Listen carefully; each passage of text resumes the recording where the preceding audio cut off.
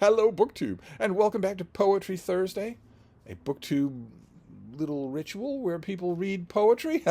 And I am reading poetry. I'm reading one kind of poetry. I am reading the kind of poetry that I hate. I am challenging my own presumptions forever until I finish with one particular anthology that I found. When did I find this? Uh, in April of 2023. This thing. 20th century American poetry. Working our way through this thing. Uh, because I have often criticized that very term, 20th century American poetry, as being synonymous with the death of poetry as a popular genre. Because it was. In one particular year, one particular poem, we're getting to it, we're inching towards it. But after that, the floodgates were opened, and suddenly poetry was private confession on paper, and you were told, as a reading public, that you must applaud it. You must nod and squint your eyes and act like you were profoundly moved and applaud something that you did not at all understand and that you could duplicate with no effort at all. In other words, the exact same hucksterish scam was pulled on American poetry as was pulled on American art.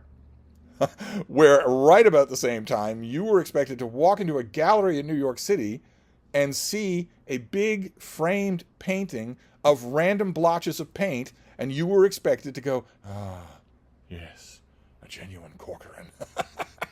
When what you were actually seeing was junk.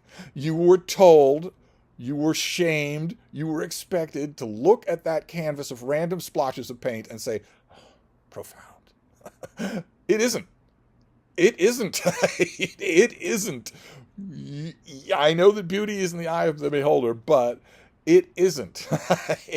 An old blender, an old plastic blender with its tines in a cup that someone has thrown blotches of purple paint on and put on a pedestal is not art.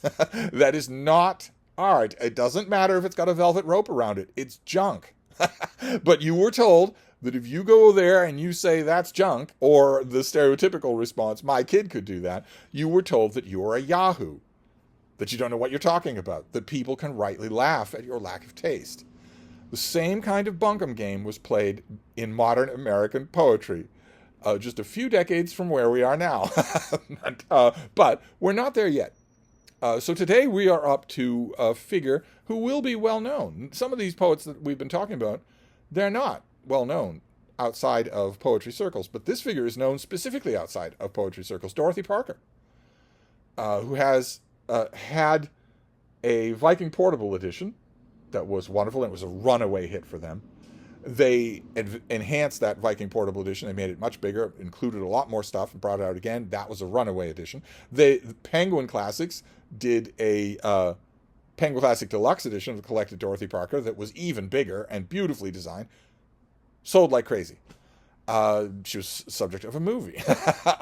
And is well known for the Algonquin Round Table of Wits, for her association with the New Yorker in its founding years, for the great biographies that have been written about her, 3 at least. So she's a figure who's known. I think she's probably better known for being known than for anything that she actually wrote anymore. She wrote a poem about suicide that people tend to remember. I'll read it to you today. It's a touchy subject, but it's not a touchy poem. And also in critical circles, in what Gore Vidal referred to as the book chat world, she is known for a famous put down, a famous annihilation of a Winnie the Pooh book that is still funny. I mean, it's a one-line thing, and it is still funny. Even now, almost a century later, it is still funny. The kind of thing that you have to know your editor, you have to be in the right position to get away with it. To write something like that, just so free like that. It's a wonderful thing, a relationship if you can get it.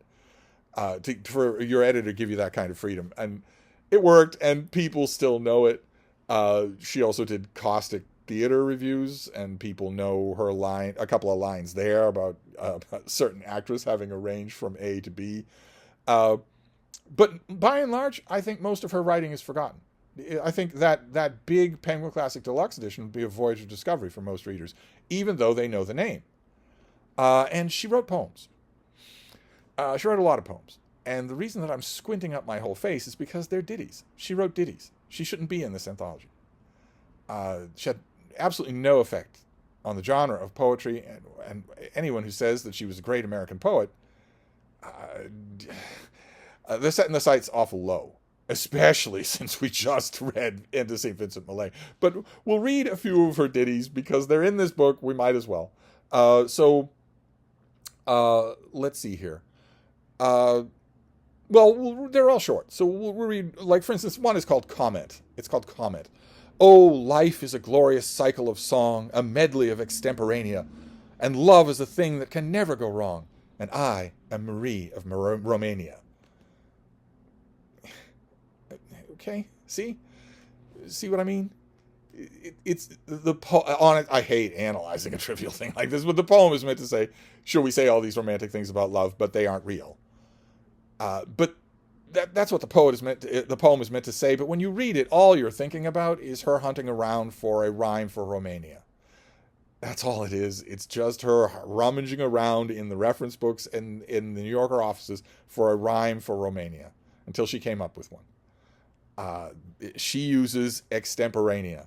And another very talented writer, not a poet, also used extemporanea as a rhyme for Pennsylvania.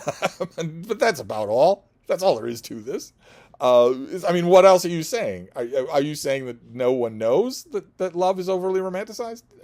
But let's read one. Okay, let's read one that's a little more bitter. Those of you who have read any of the good Dorothy Parker biographies, there are a couple that are really, really good, well worth your time. Will know that this is from 1926. They'll know that this has a little bit of personal heft behind it, even though that is leached almost completely out of the poet itself. This is called Unfortunate Coincidence. By the time you swear you're his, shivering and sighing, and he vows his passion is infinite, undying, lady, make note of this, one of you is lying. That has an energy. It has a directness. I certainly like it. I'm not bashing Dorothy Parker's poetry, but it is fairly simple. This might be hewn from strong life experience, but let's read the famous one. The famous one is called, from this selection, is called Resume, and it's about suicide, and it's often quoted. It's got a very glib sense of humor about a subject that Dorothy Parker contemplated many times. So, again, the more you know about her biography, the more you can read into little ditties like this. But in this case, I would suggest read the biographies instead. The poems will be in there. But anyway, this is Resume. Razors pain you, rivers are damp, acids stain you, and drugs cause cramp. Garns aren't lawful, nooses give, gas smells awful, you might as well live. Which is good, I suppose. And again, you can read into the next 3 decades of Dorothy Parker's life. You can read into these things. Dorothy Parker led a largely very unhappy life, a largely miserable life, mostly of her own doing. And you can read those into these poems, but compared to poets on either side, it's a nice little ditty. It's a nice little interval before we plunge on in this book. We're going to have far more serious poets to come, as we have had in the past. I will try to remember to make a playlist out of this. I will try. Oh, God. I will try. One of you wrote me a wonderful email last week about these Poetry Thursday videos. You said, I don't have the whole email in front of me, but the person said, I sometimes worry that you're going to think that no one's paying attention to these videos. And maybe that's true, but I am. I am, and my children are, and we love them. We just wish there was a playlist of them. And she mentioned something that I hadn't thought of, which is that the editors of this book would probably be interested in that playlist. I don't know, one way or another. I'll try to remember to put this on a playlist. I keep trying. Hannah at Hannah's Book suggested, I know it looks like a huge job to make playlists out of 8,000 videos, but you could just start. With all your new videos, you could just start, and that would be something anyway. I will try to remember, but that is Poetry Thursday for today. It's Dorothy Parker. That Penguin Classic Deluxe Edition is well worth getting. They are anyway, because they're so lovely, but well worth getting. Have a lot. that you might want to read. But anyway, that's our Poetry Thursday for today. I'll wrap this up, but I'll be back. Thank you, BookTube.